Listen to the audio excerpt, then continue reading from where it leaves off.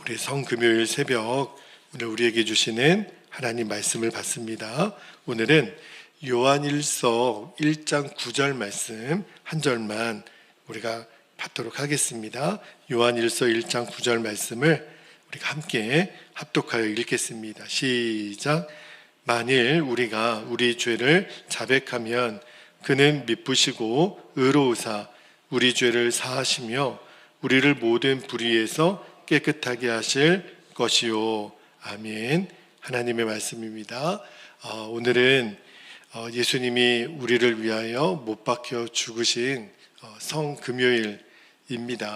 오늘 우리나라 시간으로 보면 오전 9시 예수님이 십자가에 매달리시죠. 그리고 다 이루었다 하시고 숨을 거두시는 시간이 오후 3시, 그러니까 십자가에 매달려 있는 시간이 6시간 정도 되는 거예요. 십자가는 우리가 아는 것처럼 사형 틀입니다. 그러니까 여러분들이 오늘 하루를 어떻게 하면 은혜롭게 보낼까? 어떤 분들은 이제 금식도 하시고 그러실 텐데 또 하나님이 주시는 마음에 따라서 여러분들이 순종하시면 되겠고, 무엇보다도 함께 기도함으로 우리가 승리하셨으면 좋겠습니다. 오늘 주의 보혈 능력이 있도다라는 주제로 우리 특세를 진행하고 있는데, 오늘 마지막 날 새벽 말씀은 정결함을 지키는 보혈의 능력 주제로 말씀을 좀 나눌게요. 여러분, 지금 이 세상에는 무서운 싸움이 참 많습니다. 아직도 온 세계 가운데 전쟁이 그칠 날이 없어요. 나라와 나라가 싸우고 있고요. 또 기업과 기업이 싸우죠. 또 정치적으로는 정당끼리, 이제 어제부터 이제 길거리 선거운동이 본격적으로 시작이 됐다 그러죠. 정당끼리 싸우고, 또 우리가 지금 홍역을 앓고 있는 정부와 의료계 가운데 또 싸움이 있죠. 이런 크고 작은 싸움이 우리 주변에 끊이지가 않는데, 그런데 말씀을 묵상하다가 우리가 정말 싸워야 될 큰 싸움이 하나 있습니다. 그게 뭐냐면 죄와의 싸움이에요. 그리고 그 죄 뒤의 역사는 마귀와의 싸움입니다. 왜냐하면 모든 죄에는 그 뒤에 마귀가 역사하고 있기 때문에 그래요. 그런데 우리가 이 죄와의 싸움을 싸워보기도 전에 우리 안에 망설임이 있어요. 그게 어떤 망설이냐면, 이제는 더 이상 내 삶 속에 죄를 끊어버려야 되겠다라고 하는 이 결단을 제대로 하지 못하는 거예요. 왜냐하면 마귀가 우리에게 심어주는 이 죄에 대한 만족감, 이 죄에 대한 미련을 우리들이 좀처럼 끊어버리지 못합니다. 마귀가 에덴 동산에서 아담과 하와를 유혹할 때 말입니다. 하와가 마귀의 유혹에 어떻게 반응했는지 보면, 자, 창세기 3장 6절을 한번 볼게요. 창세기 3장 6절에 보면 여자가 그 나무를 본즉 어떻게 보였다 그랬어요? 먹음직도 하고 보암직도 하고 지혜롭게 할 만큼 탐스럽기도 한 나무인지라. 이미 선악과를 따먹기 전이지만 마귀가 사람의 마음에 심어 넣어준 생각이 있어요. 그게 뭐냐면 죄를 사랑하는 마음이에요. 야, 재밌겠는데? 맛있겠는데? 이 탐스러운 거 봐. 그러니까 우리 안에 어떤 마음이 있냐면 이 죄를 끊지 못하는 마음이 있어요. 그 마음의 핵심이 뭐냐면 죄를 사랑하는 거예요. 오늘 설교 제목이 정결함을 지키는 보혈의 능력이라 그랬는데, 여러분, 이 정결함을 지키는 보혈의 능력이 진짜 나의 능력이 되려면 저와 여러분 사이에 먼저 한 가지 결단이 필요합니다. 어떤 결단이냐면, 주님, 제가 이제 정말 이 죄에서 벗어나겠습니다. 이제 정말 주님이 주시는 정결함을 가지고 살고 싶습니다. 이 결단이 있어야 돼요. 그래야 보혈의 정결함의 능력이 우리에게 임합니다. 여러분, 우리가 정말 죄에서 벗어나기를 원한다면 하나님의 원래 계획은요, 그저 우리를 씻어주시고 용서해 주시는 그 정도가 아니에요. 원래 하나님의 계획은 뭐죠? 우리로 하여금 이제는 모든 죄의 종노릇 한 데서 끊어내자는 거예요. 벗어내자는 거예요. 이제 죄를 이겨내자는 거예요. 그게 바로 예수님이 십자가에서 우리를 위하여 피 흘려주신 하나님의 계획이고 하나님의 목적이에요. 여러분, 오늘 성금요일 예수님은 왜 죽으셨나? 우리를 깨끗하기 위해서 죽으신 거예요. 우리를 죄에서 더 이상 종노릇하지 않게 하시려고 예수님이 십자가에서 죽으신 거예요. 그래서 십자가에서 예수님과 내 생명이 바뀌도록 허락해 주셨단 말입니다. 근데 문제는 우리 마음이에요. 우리 마음 안에 정말 이 죄를 벗어버리고 싶은, 이제 이 죄를 이제는 쳐다보고 싶지도 않은 그런 마음의 결단이 있는가?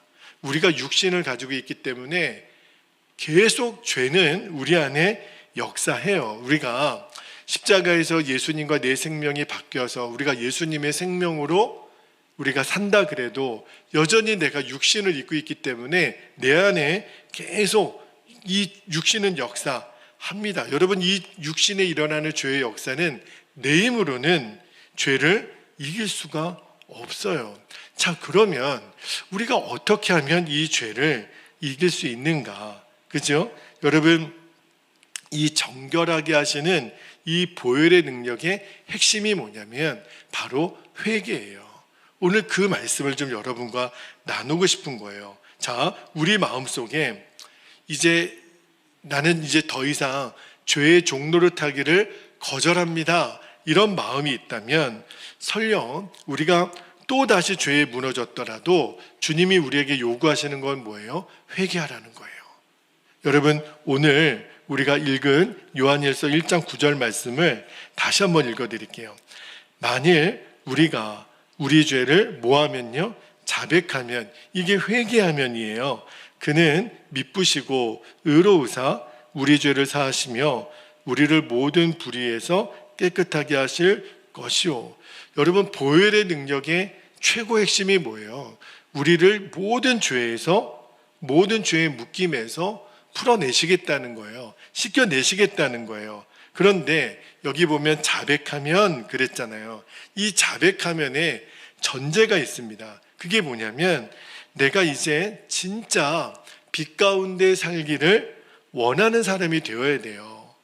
꼭 기억하셔야 돼요. 이제는 내가 정말 정결한 사람이 되기를 원합니다. 다시 말하면 여러분, 회개의 고백을 잘못했습니다, 이렇게 고백은 하는데 건성으로 하는 사람이 있어요. 여러분, 아이들이 그 부모님에게 뭔가를 잘못했습니다. 근데 이렇게 한번 그 아이가 얘기했다고 생각해 보세요. 미안해요. 미안해요. 여러분, 이거 미안한 겁니까? 정말 잘못했다고 인정하는 거예요? 그럴 수도 있지 뭐. 미안해. 이거는 미안한 게 아니에요. 잘못을 인정하는 게 아니에요. 그럴 수도 있는데 웬 잔소리가 많아, 이런 의미죠. 우리가 하나님 앞에 회개할 때 하나님이 우리가 드리는 회개가 진짜 회개인지 가짜 회개인지를 하나님이 모르실 리가 없습니다. 가짜 회개는 뭐죠? 내가 여전히 그 죄를 붙잡고 있어요. 놓지를 않고 있어요. 그러면서도 내가 입술로만 하나님 잘못했습니다, 하나님이 그거를 모르실 리가 없고요. 또 하나, 건성으로 하는 회개는 그 죄에서 노임을 받지 못합니다. 지금 많은 성도들이 갖고 있는 위험한 생각이 있어요. 그게 뭐냐면 우리들 마음속에 어떻게 죄 안 짓고 살 수 있어? 이 마음이 너무나도 많은 성도들을 지금 지배하고 있습니다. 내가 뭐 목사야, 내가 장로야, 내가 무슨 선교사야. 여러분, 그런 사람만 죄 안 짓고 사는 거 아닙니다. 하나님의 계획은 모든 믿는 자는 악한 자가 만지지도 못하게 하는 것이 하나님의 계획이에요. 근데 우리들 마음속에 어떤 미혹이 있냐면 어떻게 죄 안 짓고 살아. 여러분, 이런 생각 갖고 있으면 절대로 죄를 이기지 못합니다. 마귀는 우리가 이 죄를 포기하면 뒤돌아오는 현실을요, 심각하게 왜곡해요. 어떤 마음으로요? 야, 너 이 죄 안 짓고 이 재미 너 없어도 너 살 수 있어? 왜 너는 손해만 보고 살아? 왜 넌 고생만 하고 살아?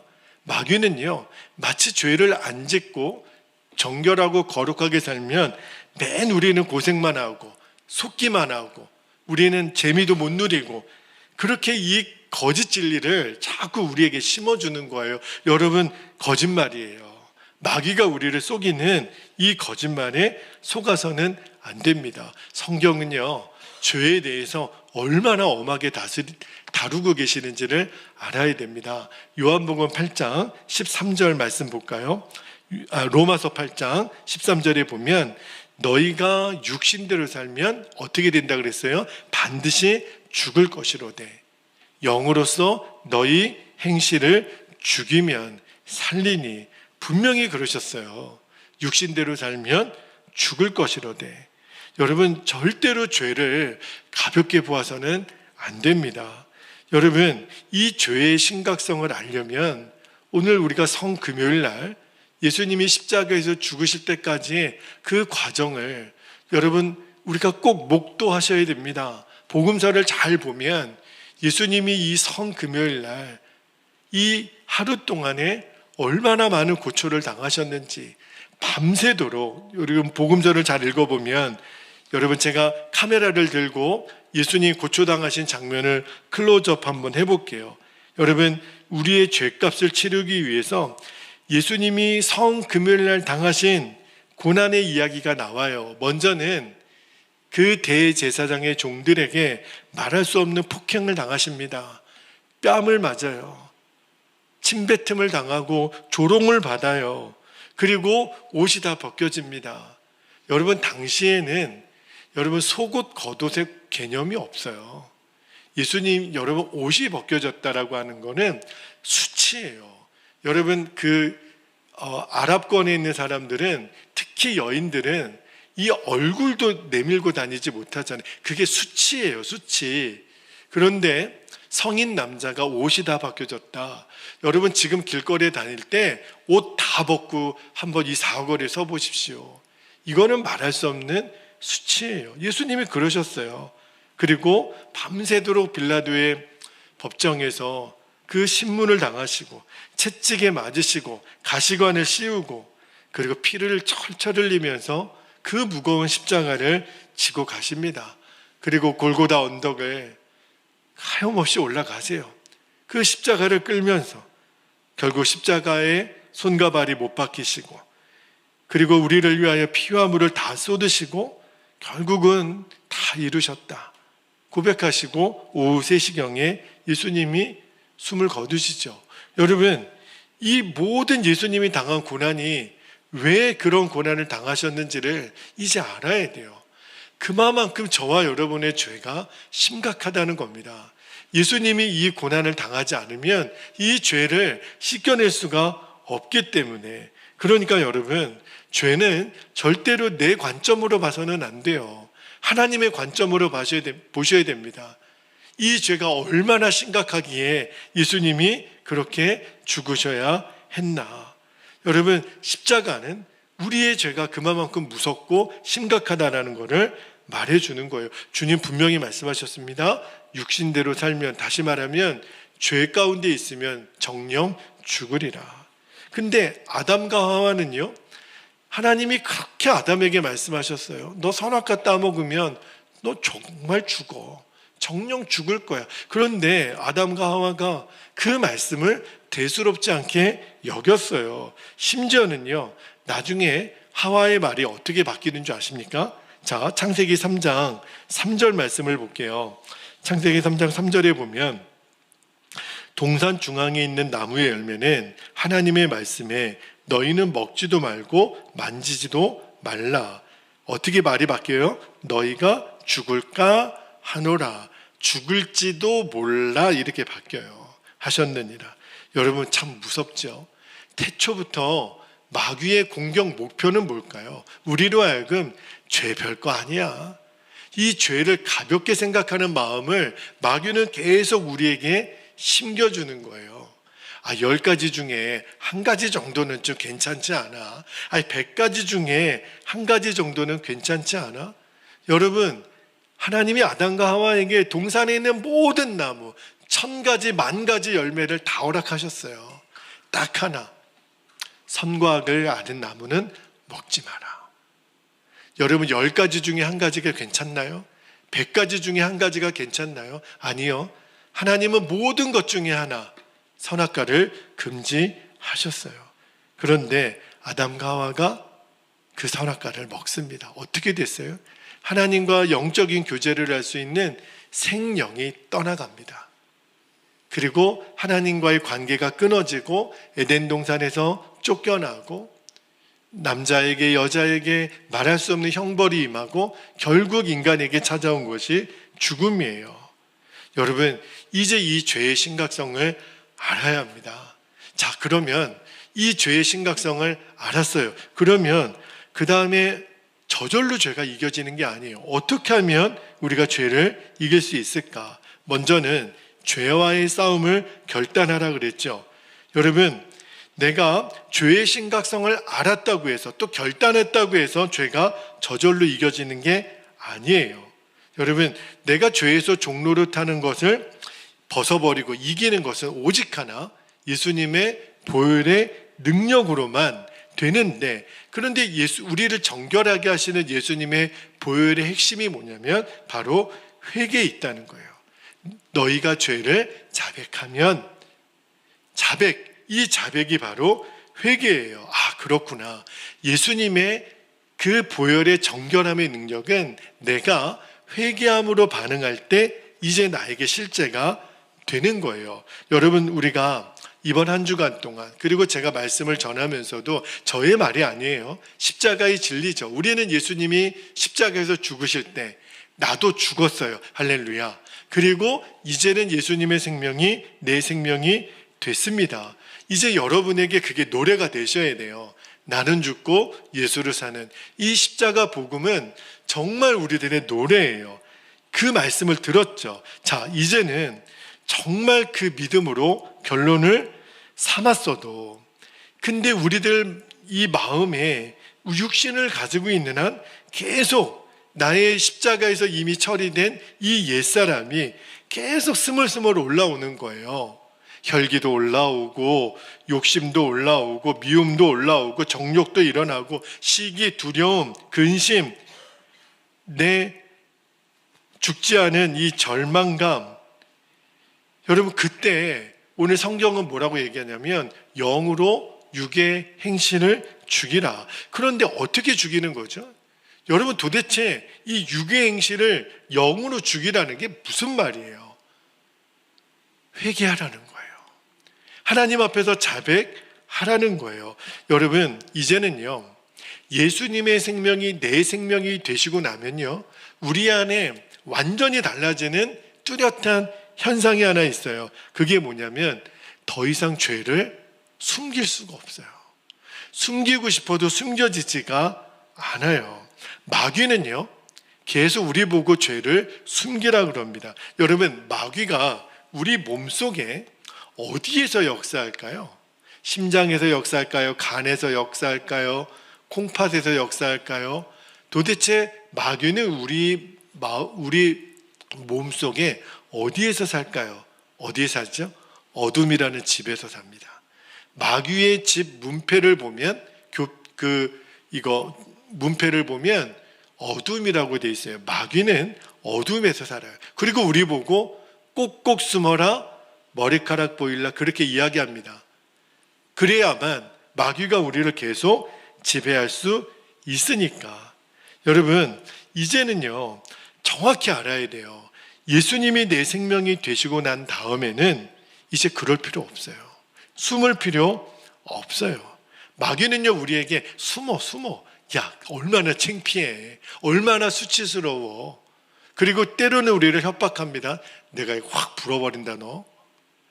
근데 예수님의 생명이 내 생명이 된 사람은 더 이상 그럴 필요 없어요. 다 드러나도 돼요. 여러분, 우리들의 이 육신의 본성이 끊임없이 역사하잖아요. 그런데 성경은 뭐라고 말하냐면, 준철아, 그거 너 아니야. 또 이 옛 자아, 이미 죽은 옛 자아가 또 드러났을 때 그거 너가 아니야. 너는 이미 십자가에서 죽었어. 여러분, 이거는 진리 싸움이에요. Who am I? 도대체 내가 누구냐는 거예요. 우리는 이전까지 계속 그 육신에 무너졌던 내가 난 줄 알았어요. 그래서 나는 평생 이렇게 사는 줄 알았어요. 늘 시기하고 절망하고 낙심하고 음란하고 거짓말하고 혈기내고 이게 난 줄 알았어요. 그런데 진리는 그 옛 자아는 이미 죽었다라는 거예요. 그 정욕적이고 나약하고 열등감에 사로잡혔던 그 상처투성이었던 나는 이미 십자가에서 죽었다는 거예요. 마귀는 그거 감추라는 거예요. 그런데 그럴 필요가 없죠. 왜? 이미 그 내 옛 자아는 예수님과 함께 십자가에서 어떻게 됐으니까? 죽었으니까. 그리고 예수님이 내 생명이 되셨으니까. 여러분, 이것이 정말 나에게 누려지는 사람은 이제 더 이상 옛 자아가 내가 아니라 그 예수님의 놀라운 사랑, 예수님의 그 풍요로우심, 예수님의 그 놀라운 평안, 그 담대하심, 그 온유하심, 그 사랑의 용서가 내가 된 거예요. 이것이 이제는 나예요. 여러분, 어떤 나가 진짜 나인지를 이제는 알아야 됩니다. 이제는 내가 예수님의 생명이 나예요. 드러나는 거 문제가 되지 않아요. 여러분, 전전긍긍할 필요 없어요. 옛날에 나는 나가 아니라니까요. 마귀는 끊임없이 우리의 죄를 들추기면서 우리를 참소한다 그랬잖아요. 근데 해볼 테면 이미 그 나는 십자가에서 죽었다는 거예요. 설령 사람에게 드러나도 괜찮아요. 주님은 다 잊으셨다는데, 주님은 이미 다 용서하셨다는데, 그죠? 여러분, 이제 십자가의 복음을 정확히 누릴 줄 알아야 됩니다. 예수님이 내 생명이 되시고 나면요, 오히려 숨기고 감추는 게 이제는 더 어려워요. 뭐하러 숨겨요? 뭐하러 감춰요? 여러분, 예수님은요, 결국은 다 빛 가운데 드러나게 하십니다. 오늘 시간상 이 요한일서 말씀을 처음에는 1장을 다 읽고 싶었는데 시간이 워낙 부족하니까 여러분, 요한일서 특히 이 5절에서 10절까지 말씀을 보면 두 가지 사람이 나와요. 하나는 어둠 속에 행하는 사람, 하나는 빛 가운데 행하는 사람. 어둠 속에 행하는 사람이 분명한 정의가 나오는데 그 사람은 죄를 숨기고 사는 사람. 여러분, 계속 죄를 숨기고 사는 사람은요, 마귀가 같이 살도록 허락해 주는 거예요. 마귀가 사는 집이 무슨 집이에요? 어둠의 집. 여러분, 어둠이 제일 싫어하는 게 뭐예요? 빛이지요. 성냥불, 촛불 하나 켜도 어둠은 쫓겨가게 돼 있어요. 그런데 이 어둠에 행하는 사람은 죄를 숨기는 사람이에요. 여전히 이 예수님의 생명 되심을 믿지 못하는 거예요. 그러니까 계속 누가 나를 알까봐, 내 마음 들킬까봐 전전긍긍하는 거죠. 여러분, 이런 사람은요, 죄를 숨기고 살아야 돼요. 실상이 드러나면 큰일 나니까. 그런데 예수님이 진짜 내 생명이 되신 사람은 그렇게 살지 않아요. 드러내면 드러낼수록 좋아요. 왜? 어차피 예수님이 내 생명이시니까. 이런 사람은 이제는 빛 가운데 사는 거예요. 그러니까 빛 가운데 산다, 이 말은 뭐냐면 더 이상 내 죄를 감추지 않는 거예요. 드러내는 거예요. 고백하는 거예요. 이게 바로 정결함의 능력인, 보혈의 능력인 바로 회개의 역사입니다. 오늘 말씀에 보면 자백하면 이 얘기가 나오잖아요. 그러니까 이 자백한다, 이 회개한다, 이 결단이 뭐예요? 나는 빛 가운데 살 거예요, 주님. 나는 이제 어둠에 살고 싶지 않아요. 나는 마귀가 사는 집인 어둠의 집을 몰아내겠습니다. 마귀야, 너 우리 집에서 나가. 어떻게 하면 돼요? 나가라고 나가나요? 빛이 들어오면 마귀는 나가요. 근데 어떻게 빛이 들어와요? 내가 빛 가운데로 나아가는 거예요. 다시 말하면 더 이상 숨기고 살지 않는 거예요. 나를 드러내는 거예요. 고백하는 거예요. 마귀가 더 이상 내 집에 살지 못합니다. 예수님이 하시는 일이 뭐냐면, 예수님이 왜 십자가에서 보혈을 흘려주셨냐면, 너희들은 더 이상 어둠의 집에 살지 마. 빛 가운데 살아. 어떻게 하면요? 내 죄를 고백하면. 여러분, 1907년에 평양 장대영 교회에 하나님이 놀라운 부흥을 이 땅에 허락하셨다고 여러 번 말씀드렸죠. 그 부흥의 핵심에 누가 있었어요? 길선주 장로님이 있었어요. 그런데 길선주 장로님이 부흥회를, 사경회를 열어놓고 도무지 이 사경회에 아무런 역사가 일어나지 않는 거예요. 주의 성령께서 길선주 목사님, 장로님의 마음을 치십니다. 어떤 마음을 치시냐면, 너 회개하지 않는 죄가 있다. 그리고 기도 중에 생각나게 하시는 죄가 있어요. 그 죄가 뭔지 아십니까? 길선주 장로님의 친구가 죽으면서 그 유산을 친구인 길선주 장로님에게 맡겨요. 나중에 내 아들이 장성하면 아들에게 물려주게. 그렇게 부탁을 해요. 아무도 몰라요. 그 부탁을 했다는 사실을. 길선주 장로님이 그 재산의 반을 자기가 갖고, 그리고 나중에 절반만 그 아들에게 줍니다. 아무도 모르죠. 완전 범죄가 됐어요. 그러나 이 세상에 완전 범죄는 없는 거잖아요. 성령께서 계속 마음에 회개하라, 회개하라. 그리고 사경의 마지막 날, 사람들이, 온 성도들이 다 모인 그 자리에 벌떡 일어나서 고백합니다. 여러분, 이 길선주가 도적놈입니다. 제가 친구가 죽을 때 그 남겨진 유산을, 그 반을 제가 갖고 반만 그 아들에게 준 제가 도적놈입니다. 제가 하나님께 회개합니다. 그리고 여러분께 회개합니다. 그리고 무릎을 꿇어요. 그리고 우세요. 여러분, 그 광경을 지켜본 많은 성도들이, 야, 어떻게 길선주 장로님 같은 분이 그럴 수 있나, 참 가증스럽네. 한 사람도 그러지 못했어요. 예수님이 현장에서 간음하다 잡힌 여인에게 너희 중에 죄 없는 자가 돌로 치라고 그랬을 때 그들이 돌을 다 내려놓고 떠나갔던 것처럼 어느 누구도 길선주 장로님을 향하여 비판하는 사람이 없었어요. 야, 저 장로님이 저럴 분이 아닌데도 저 정도면 우리는 어떤가? 모든 성도들이 다 무릎을 꿇고 통렬하게 회개하기 시작합니다. 그리고 견딜 수가 없는 거예요. 그리고 앞으로 한 사람씩 나와서, 장로님, 저는 더 심한 죄를 졌어요. 제가 얼마나 악한 죄를 졌는지.